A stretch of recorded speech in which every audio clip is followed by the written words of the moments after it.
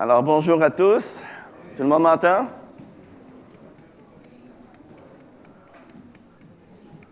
Alors, bonjour, Église du Lac-Saint-Louis.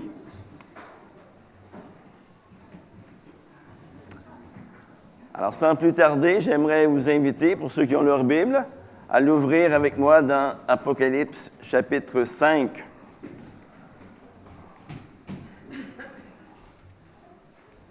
Quelquefois, on se lève pour des chants. J'aimerais qu'on se lève pour la parole ce matin.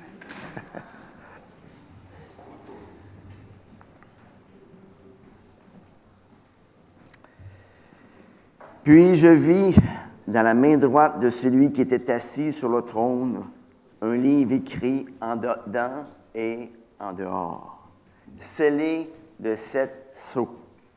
Et je vis un ange puissant qui proclamait d'une voix forte: « Qui est digne d'ouvrir le livre et d'en rompre les sceaux? » Mais nul dans le ciel, ni sur la terre, ni sous la terre, ne pouvait ouvrir le livre ni le regarder.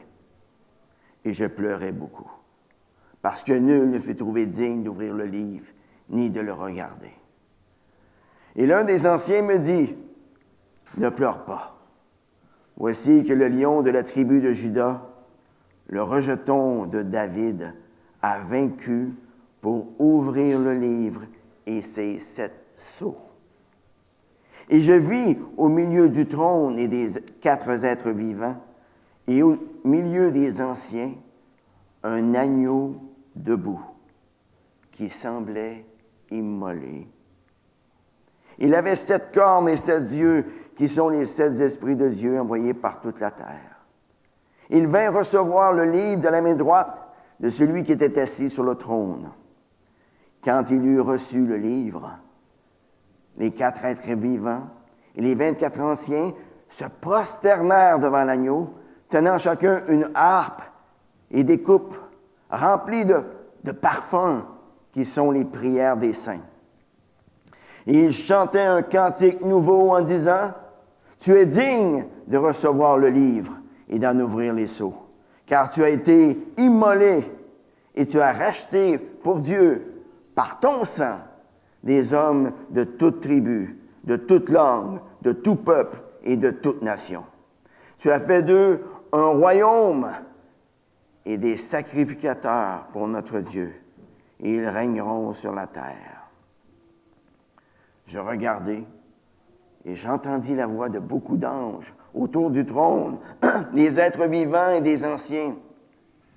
Et leur nombre était des myriades de myriades et des milliers de milliers. Et ils disaient d'une voix forte: « L'agneau qui a été immolé est digne de recevoir puissance, richesse, sagesse, force, honneur, gloire et louange. » Et toutes les créatures dans le ciel, sur la terre, sous la terre et sur la mer, et tout ce qui s'y trouve, je les entendis qui disaient: « À celui qui est assis sur le trône et à l'agneau, la louange, l'honneur, la gloire et le pouvoir au siècle des siècles. » Et les 4 êtres vivants disaient: « Amen !»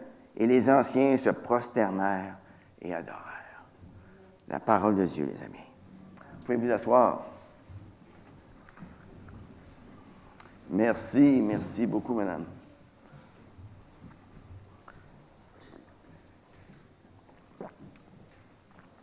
C'est une place pour mettre ça.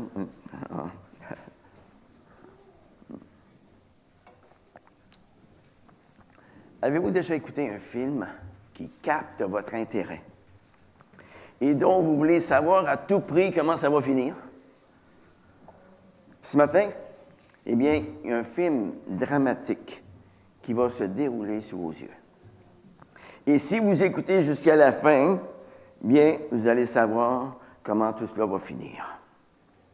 Mais auparavant, regardons un tout petit peu le contexte. Dans la première partie de la vision que nous avons étudiée le mois passé, au chapitre 4, vous vous souviendrez que Jean a vu une porte ouverte, mais pas n'importe où. Une porte ouverte dans le ciel. Il a aussi entendu un appel à venir et à voir ce qui doit avoir lieu dans la suite. Et aussitôt que l'apôtre Jean est entré par la porte du ciel, il a commencé à décrire tout ce qu'il y voyait. Et qu'est-ce qu'il a vu? Il a vu un trône dans le ciel. Il a aussi vu ses occupants. Il a entendu leur adoration envers celui qui était assis sur le trône. Et ici, au chapitre 5, on se retrouve à nouveau dans le ciel, tout près de ce trône.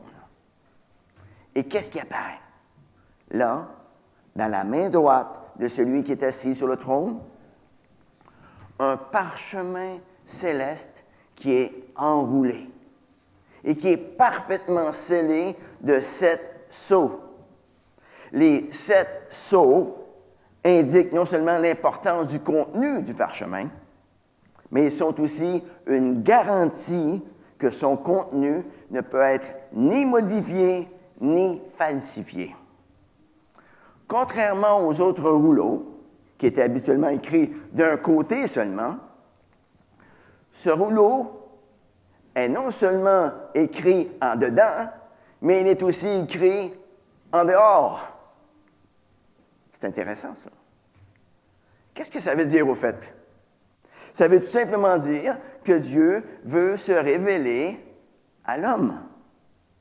Par exemple, à chaque jour, nous pouvons lire les paroles extérieures de ce livre dans les merveilles de la nature.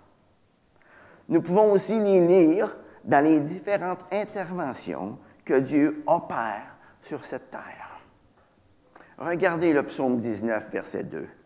La parole de Dieu nous dit que les cieux racontent la gloire de Dieu et l'étendue manifeste l'œuvre de ses mains. Et dans Romains, chapitre 1, versets 19 à 20, la parole de Dieu nous dit que ce qu'on peut connaître de Dieu est manifeste pour tous les hommes, car Dieu le leur a manifesté. En effet, les perfections invisibles de Dieu, sa puissance éternelle, sa divinité, se voient fort bien depuis la création du monde, quand on les considère dans ses ouvrages.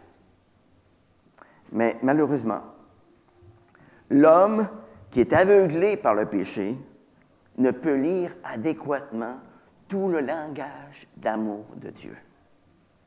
Quant aux paroles intérieures du livre, elles ne peuvent être comprises que si l'Esprit de Dieu intervient lui-même pour nous les faire comprendre. Ici, au chapitre 5, dans cette vision que l'apôtre Jean expérimente dans le ciel, se déroule un drame qui peut être séparé en 3 actes. Regardons en détail les 3 actes de cette vision. D'abord, dans les 4 premiers versets de ce chapitre, nous assistons à un événement dramatique. Personne n'est trouvé digne d'ouvrir le rouleau et d'en rompre les sceaux. Lorsque l'apôtre Jean voit Dieu assis sur son trône, il le voit tenir un parchemin scellé de 7 sceaux. Et tout à coup, un ange pose une question qui résonne dans tout l'univers. Qui est digne d'ouvrir le parchemin et d'en briser les sceaux? Et là, c'est le silence total. Tout le ciel s'arrête pour écouter la réponse. La réponse qui vient immédiatement au verset 3 est tout à fait claire. Personne. Personne au ciel, personne sur la terre, personne sous la terre, personne n'importe où dans tout l'univers. D'ailleurs, le psalmiste David, 1000 ans plus tôt, en était arrivé à la même conclusion lorsqu'il dit « L'Éternel, du haut des cieux, se penche sur les êtres humains pour voir s'il y a quelqu'un qui a du bon sens. quelqu'un qui cherche Dieu. Tous sont égarés. Ensemble, ils sont pervertis. Il n'en est aucun qui fasse le bien, pas même un seul. Et par conséquent, personne n'est trouvé digne de combler l'abîme qui sépare l'homme de Dieu. On n'en trouve aucun, ni au ciel, ni sur la terre, ni sous la terre, parmi les morts. Aucun être n'a l'autorité et la pureté d'ouvrir le parchemin et d'en examiner le contenu. Mais qu'est-ce qu'il y a dans ce parchemin?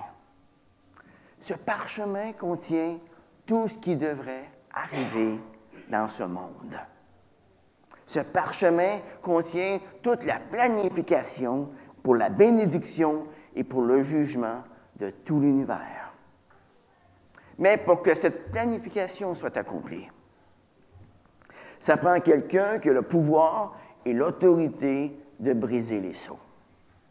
Et là, il y a une question qui se pose. Qui a l'autorité? Qui a la capacité? Qui a les attributs? Qui peut simplement s'approcher de Dieu? Même les chérubins se voilent la face devant lui. Et ils crient constamment, « Saint, Saint, Saint est le Seigneur ». Alors, qui peut accomplir ce que Dieu a planifié de toute éternité? Pourquoi pensez-vous que l'apôtre Jean commence à pleurer aussi abondamment à la perspective que ce livre ne soit pas ouvert? Vous savez, si l'apôtre Jean pleure comme un bébé, c'est pas parce qu'il est trop curieux. C'est pas parce non plus qu'il se conduit comme un enfant gâté qui n'a pas tout ce qu'il veut. Non. C'est parce qu'instinctivement, il reconnaît que tant et aussi longtemps que ce parchemin dans le ciel restera fermé, restera scellé, le plan de Dieu ne pourra être ni révélé ni exécuté. Et là, l'apôtre Jean a la sagesse de pleurer. Commencez-vous à saisir l'horreur que ce parchemin ne soit pas ouvert? Non?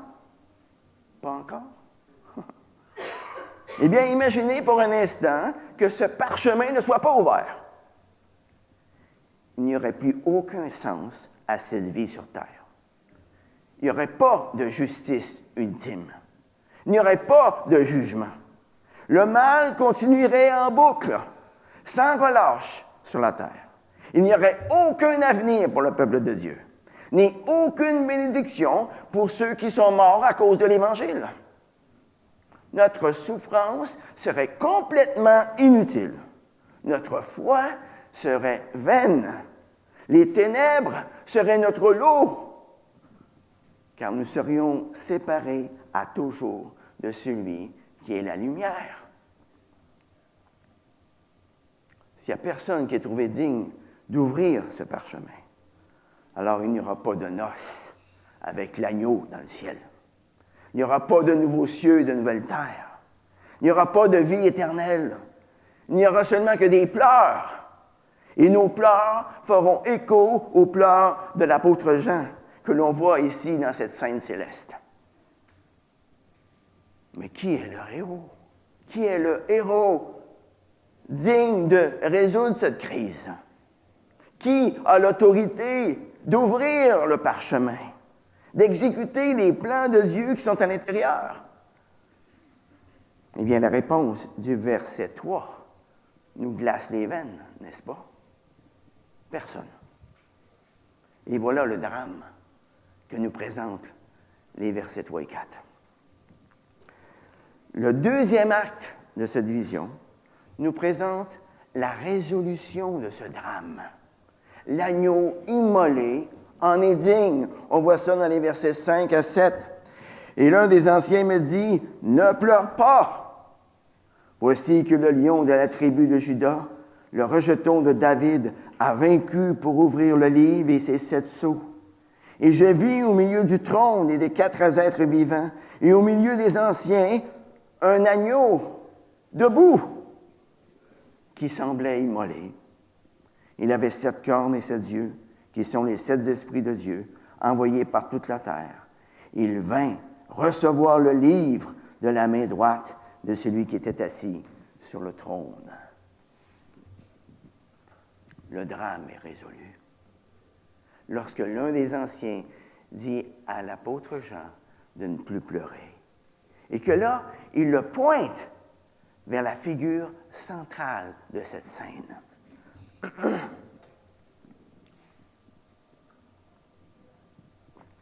Il lui dit au verset 5, « Cesse de pleurer. Le lion de la tribu de Juda a triomphé. » Cette image du lion de la tribu de Juda nous ramène à Genèse, chapitre 49, versets 8 à 10, où Jacob, mourant, bénit ses 12 fils et appelle Juda un jeune lion, un souverain victorieux dont le sceptre ne s'écartera pas. Juda était bien sûr la tribu d'où Jésus viendrait, dans la lignée de David. Lorsque l'un des anciens appelle Jean à regarder un lion, alors aussitôt, Jean s'essuie les yeux et il regarde. Mais qu'est-ce qu'il voit au milieu du trône? Qu'est-ce qu'il voit devant lui? Un agneau? Un agneau? Un agneau debout qui semblait immolé. Mais c'est le lion qui vient d'être annoncé. C'est le roi promis. Il n'y a pas 2 animaux ici, là. Un lion d'un côté et un agneau de l'autre, là. Ce n'est pas non plus une moitié d'agneau et une moitié de lion, là. Comme vous avez peut-être déjà vu dans les fenêtres de plusieurs cathédrales un peu partout dans le monde. Non! Le Jésus que nous connaissons n'est pas moitié lion ni moitié agneau. Il est 100% lion, il est 100% agneau. Le lion de la tribu de Juda est l'agneau immolé, qui est vu ici comme un agneau conquérant au milieu du trône de Dieu. Voyez, si nous voulons donner une description adéquate de qui est Jésus, il nous faut dire plusieurs choses à ce sujet. Et alors que nous étudions l'Apocalypse, nous voyons une image de plus en plus complète de Christ. Oui, nous voyons son amour, nous voyons son humilité, nous voyons son sacrifice, mais nous voyons aussi sa puissance, sa dignité, sa perfection. Bien sûr, les noms utilisés ici pour décrire Jésus-Christ sont des images. Ce sont des images de prophéties de l'Ancien Testament qui nous disent qui est Jésus et ce qu'il a fait pour nous. Ce sont comme des photos qui reprennent vie dans cette scène de l'agneau que Jean voit ici. Tout le destin de l'humanité est en jeu. Tout dépend de la mort de l'agneau et de sa résurrection. La mort de l'agneau est claire. Il a été immolé. Mais la résurrection de cet agneau est tout aussi claire. Cet agneau se tient debout. Debout. Et bien que Jésus-Christ soit un agneau sacrificiel, il est loin, bien loin d'être faible. Il a 7 cornes. Dans la littérature apocalyptique, la corne signifie toujours l'autorité d'un roi ou l'autorité d'un royaume ou quelque chose de semblable. Le chiffre 7, celui de la perfection, symbolise la perfection de son autorité royale. Les 7 cornes de l'agneau symbolisent la puissance absolue de l'agneau. Dans la vision de Jean, l'agneau possède également 7 yeux, ce qui révèle une fois de plus sa parfaite omniscience. Il sait tout. Il voit tout. Et absolument rien n'échappe à son regard. Il voit tout de tout le monde, tout le temps. Avez-vous déjà pensé à ça? Il voit tout de tout le monde, tout le temps. Et c'est ça qu'il qualifie pour être le juge omniscient, le juge parfait, le juge face auquel personne ne pourra contester le jugement. Voilà le roi suprême. Voilà le juge universel. Et qui est, on l'a bien compris, Jésus-Christ lui-même. Alors oubliez les sandales. Oubliez le supposé hippie qui se balade au Moyen-Orient il y a 2000 ans. Celui qui est présenté ici dans cette vision, c'est Jésus. C'est le roi suprême. C'est le juge universel. C'est Jésus comme on ne l'avait jamais vu ni imaginé auparavant. Retenez bien ceci. Jésus est celui qui règne sur tout. Et à la différence de tous les autres pouvoirs, de tous les autres royaumes de la terre, Jésus règne non pas en imposant son règne par la violence, ou par l'épée, ou par une armée, mais il est celui qui règne à cause de sa propre mort. Son sang a coulé pour que son royaume soit établi. Voyez, la vérité centrale de toute cette métaphore, c'est que Jésus est l'agneau immolé. C'est l'agneau sacrificiel ultime qui portait nos péchés dans son corps sur le bois. Celui sur lequel la colère de Dieu a été déversée afin que par sa mort, nous puissions vivre. Au temps de l'Ancien Testament, les agneaux devaient être sacrifiés pour expier les péchés des hommes.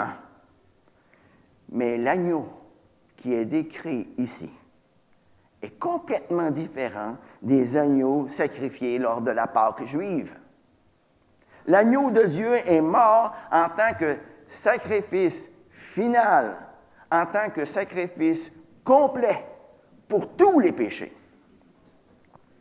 Cette scène nous rappelle que l'Évangile est entièrement au sujet de la croix. Voilà pourquoi l'apôtre Paul a dit qu'il ne voulait savoir rien d'autre que Jésus-Christ et Jésus-Christ crucifié. Scandale pour les Juifs, folie pour les païens. Jésus a dit à ses disciples qu'il n'était pas venu pour être servi, mais pour servir et donner sa vie en rançon pour beaucoup. Il est ressuscité des morts pour démontrer sa puissance, démontrer son autorité sur le mal et sur la mort.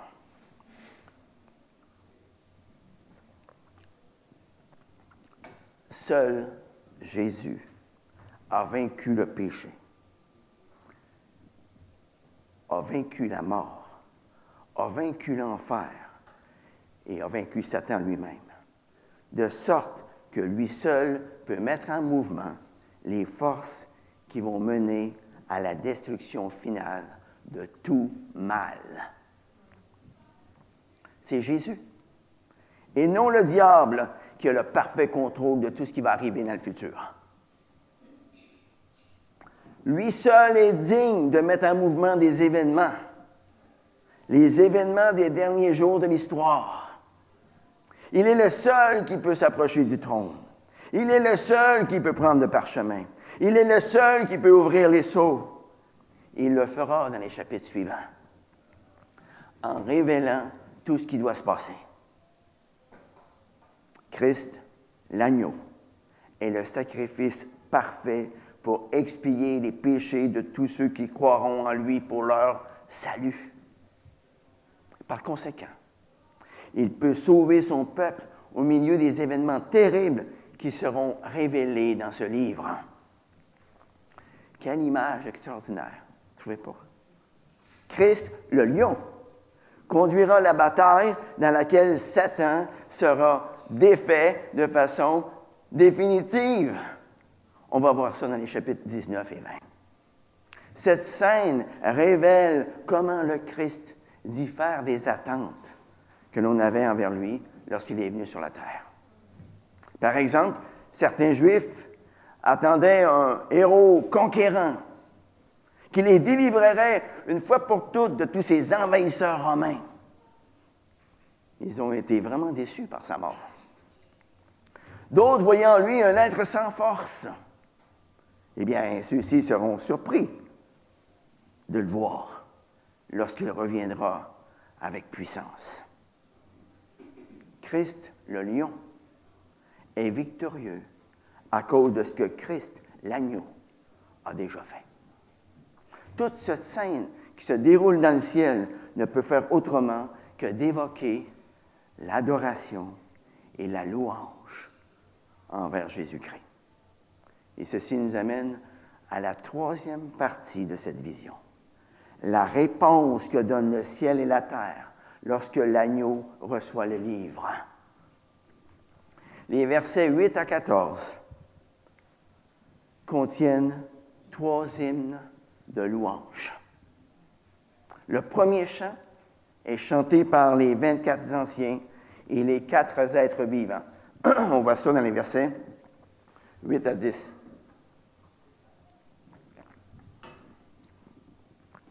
Quand il eut reçu le livre, les 4 êtres vivants et les 24 anciens se prosternèrent devant l'agneau, tenant chacun une harpe et des coupes d'or remplies de parfums, qui sont les prières des saints. Et ils chantaient un cantique nouveau en disant, « Tu es digne de recevoir le livre et d'en ouvrir les sceaux, car tu as été immolé et tu as racheté pour Dieu par ton sang des hommes de toute tribu, de toute langue, de tout peuple, de toute nation. Tu as fait d'eux un royaume et des sacrificateurs pour notre Dieu, et ils régneront sur la terre. » Aussitôt que Christ reçoit le rouleau de son Père, ceux que nous avions vus auparavant au chapitre 4, les 4 êtres vivants et les 24 anciens se prosternent devant l'agneau. Ils chantent un cantique nouveau. La harpe que chacun tient sert de musique pour le cantique nouveau qu'ils sont en train de chanter. Les coupes d'or remplies de parfums sont décrites ici comme étant les prières du peuple de Dieu. Comme nous allons le voir dans les chapitres 6 et 8, ces prières sont destinées à Dieu afin qu'il apporte la justice sur la terre. Le chant des 24 anciens et des 4 créatures vivantes loue l'œuvre de Christ. Et pourquoi? Pourquoi Jésus-Christ est-il digne de recevoir la louange et l'adoration? Premièrement, parce qu'il a été immolé. Le fait que l'agneau fut immolé réfère à la mort de Christ sur la croix, tel qu'il nous a été mentionné dans les 4 évangiles. Pourquoi Jésus-Christ est-il digne de recevoir la louange et l'adoration? Eh bien, deuxièmement, parce qu'il a racheté son peuple par son sang versé à la croix.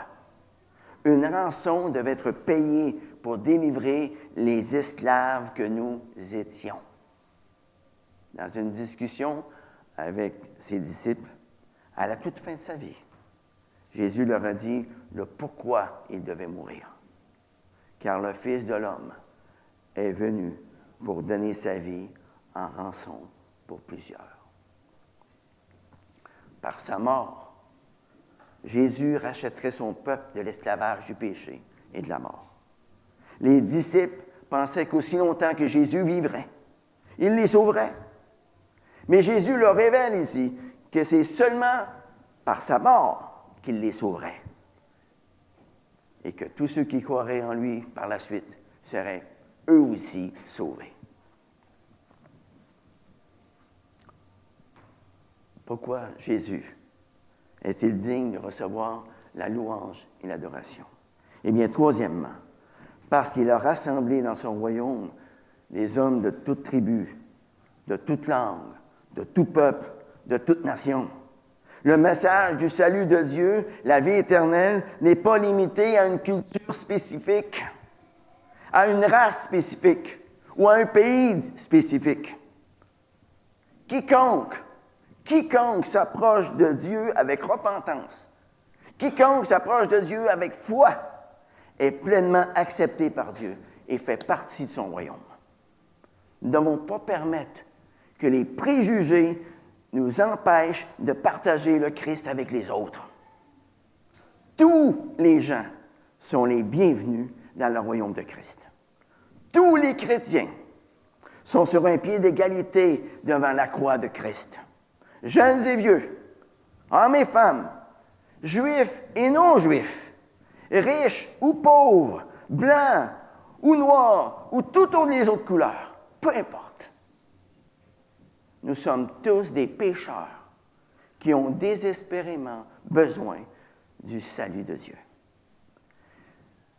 Les religions mettent des barrières entre les gens.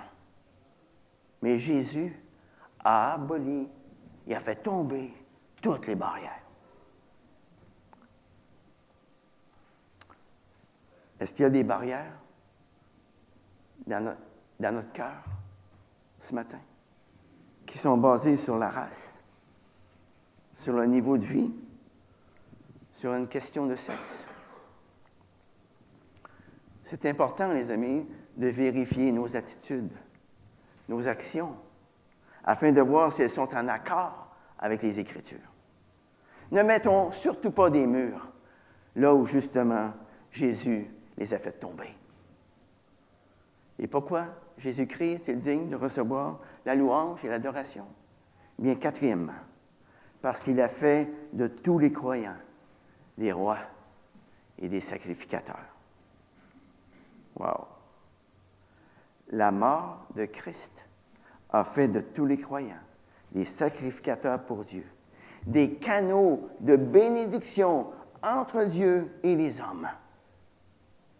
Et pourquoi Jésus-Christ est-il digne de recevoir la louange et l'adoration? Cinquièmement, parce qu'il a choisi les croyants afin qu'ils règnent sur la nouvelle terre. Vous savez, les croyants peuvent être méprisés ici-bas. Et on peut se moquer de leur foi sur cette terre. Mais dans l'avenir, ils régneront dans les nouveaux cieux et sur la nouvelle terre où la justice habitera. C'est ce que l'apôtre Pierre nous dit dans sa deuxième épître, 2 Pierre 3, chapitre 3, verset 13. Puis, dans les versets 11 et 12, l'adoration qui a commencé avec les 4 êtres vivants, les 24 anciens, se répand dans le ciel pour inclure toute la multitude des anges, des myriades de myriades. Regardez versets 11 et 12. « Je regardai et j'entendis la voix de beaucoup d'anges autour du trône, des êtres vivants et des anciens. Et leur nombre était des myriades de myriades, des milliers de milliers. Ils disaient d'une voix forte, « L'agneau qui a été immolé est digne de recevoir puissance, richesse, sagesse, force, honneur, gloire et louange. » L'adoration qui a commencé avec les 4 êtres vivants et les 24 anciens se répand dans le ciel pour inclure toute la multitude des anges. Toute la multitude des anges. Les anges chantent un hymne de louange. Et vous remarquerez que chaque mot du chant décrit une qualité de Dieu qui est attribuée à Jésus. Puissance, richesse, sagesse, force, honneur, gloire et louange. Et finalement, au verset 13, toutes les créatures dans le ciel et sur la terre, sous la terre et sur la mer, tout ce qui s'y trouve commence eux aussi à chanter.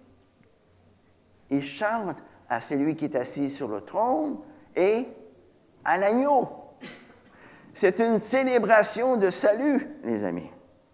Cette image de tous les êtres vivants qui adorent le Fils, tout comme il l'avait fait pour celui qui était assis sur le trône au chapitre 4, reconnaît ainsi la divinité de Christ. C'est aussi une image de l'unité qu'il y a entre le Père et le Fils, en réponse au chant de toute la création. Les 4 êtres vivants disent au verset 14, « Amen ». Amen, pour signifier leur accord. Amen, ça veut dire « Ainsi soit-il ». Hein? Et ensuite, les 24 anciens répondent à ce concert de louanges en se prosternant et en adorant celui qui est assis sur le trône et l'agneau. Remarquez bien ici, tout ce qui a été créé dans les cieux et sur la terre adorera aussi un jour Dieu et son Fils. Dans Philippiens chapitre 2, versets 10 et 11, la parole de Dieu nous dit, au nom de Jésus, eh bien, tout genou fléchira, dans les cieux et sur la terre et sous la terre. Et toute langue confessera que Jésus-Christ est Seigneur à la gloire de Dieu le Père. Vous savez, cette scène qui est décrite dans Apocalypse chapitre 5 représente ce qui se passe dans le ciel en ce moment même, entre la première venue de Christ sur cette terre et sa seconde venue. C'est le maintenant dans lequel nous vivons présentement. Ce maintenant, c'est une histoire qui est présentement en cours et qui se déplace rapidement vers la fin, comme vont nous le montrer les chapitres suivants. Le maintenant de cette scène est un maintenant en mouvement, un maintenant rempli de louanges et d'adoration qui remplissent petit à petit tout l'univers. Tout comme ces chants de louanges et d'adoration grandissent dans le texte, nous le voyons aussi grandir maintenant, à notre époque, même au milieu de la persécution, alors que de plus en plus de nations viennent à le connaître et à se joindre avec les autres à l'adoration de cet agneau. Ne soyons pas inconscients, les amis. Comment pouvons-nous être inconscients quand il y a un chant de plus en plus fort qui résonne en ce moment? Comment pouvons-nous être inconscients face à toutes ces paroles de louange de l'agneau qui se font déjà entendre à l'échelle de l'univers? Comme des pierres précieuses qu'on voit au verset 12. Hein? Puissance, richesse, sagesse, pouvoir, honneur, gloire et bénédiction. Cette adoration est le pourquoi vous et moi avons été créés et pour lequel tout a été créé. Vous remarquerez que le mot « adoration » est le dernier mot du chapitre 5.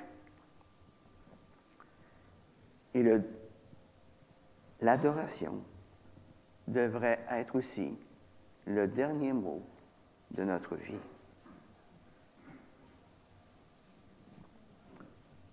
Ça, c'est exactement pour cela que nous avons été créés. En tant que peuple racheté de Dieu, jour après jour, nous sommes conviés à persévérer dans la foi. Jour après jour, nous sommes conviés à nous connecter en direct à cette scène de l'univers en offrant nos prières qui sont des parfums de bonne odeur pour Dieu. Jour après jour, nous sommes conviés à nous joindre à l'adoration grandissante dans le ciel et sur la terre. Cette adoration de l'agneau se produit en ce moment même au cœur de tout l'univers. Juste là. Juste de l'autre côté du seuil de la porte du ciel. Elle se propage à travers tout l'univers, alors que des gens de toutes les directions se joignent à ceux qui adorent déjà. Les amis, unissons-nous les uns les autres dans l'adoration de notre Dieu, Créateur, Rédempteur, qui règne. Unissons-nous les uns les autres dans l'adoration envers l'agneau qui est mort pour nous. Et invitons les autres à se joindre à nous. Remplissons notre vision par la personne et l'œuvre de Christ. Portons dans nos cœurs ces images de toutes ces réalités que nous venons de voir, afin qu'elles transforment de plus en plus notre vie dans une vie d'adoration, jusqu'à ce que le jour vienne où très bientôt, le ciel s'ouvrira devant nous et que Jésus nous apparaîtra dans toute sa splendeur. Amen. Prions. Seigneur, nous voulons nous joindre à toute cette foule qui t'adore ce matin. Parce que toi seul, tu en es digne. Tu t'es immolé pour nous. Tu nous as rachetés par ton sang et tu nous as pardonnés selon la richesse de ta grâce.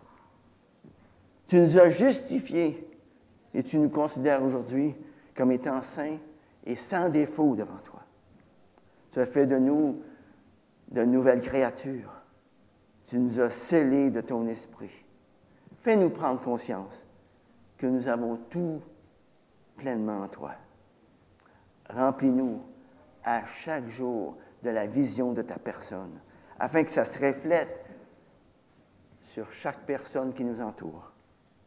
Que nous soyons de bons ambassadeurs pour toi dans ce monde et que nous soyons pour ceux qui nous entourent le sel et la lumière. En ton nom et pour ta gloire, nous te prions. Amen.